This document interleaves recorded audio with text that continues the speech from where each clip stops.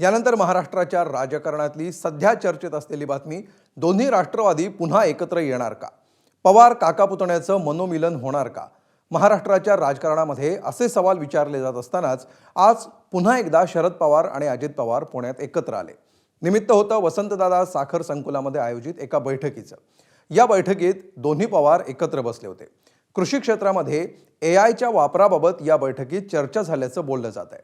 पण या बैठकीनंतर शरद पवार, अजित पवार आणि जयंत पाटील यांची आणखी एक बैठक झाली। या बैठकीत नेमकी काय साखर पेरणी झाली, आढावा घेऊया या स्पेशल रिपोर्ट। साहेब, गेल्या काही दिवसापासून सातत्याने चर्चा होती की दोन्ही राष्ट्रवादी एकत्र येणार, त्या संदर्भात साहेब गेल्या काही दिवसापासून सातत्याने चर्चा होती की दोन्ही राष्ट्रवादी एकत्र येणार, त्या संदर्भात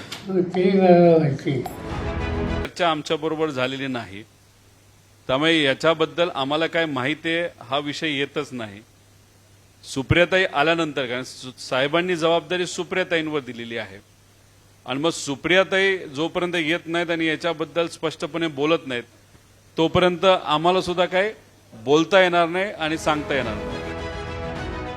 एप्रिल महिन्यात पवार काका पुतणे वेगवेगळ्या निमित्तानं 3 वेळा एकमेकांना भेटले होते। त्यानंतर आता पुन्हा या दोघांनी बंद दाराआड चर्चा केली आहे। त्यामुळे शेतीची उत्पादकता वाढवता हे दोन्ही नेते राजकीय उत्पादकताही वाढवणार का, याची उत्कंठा चांगलीच वाढली आहे। ब्युरो रिपोर्ट, एबीपी माझा। एबीपी माझा, उघडा डोळे बघा नीट।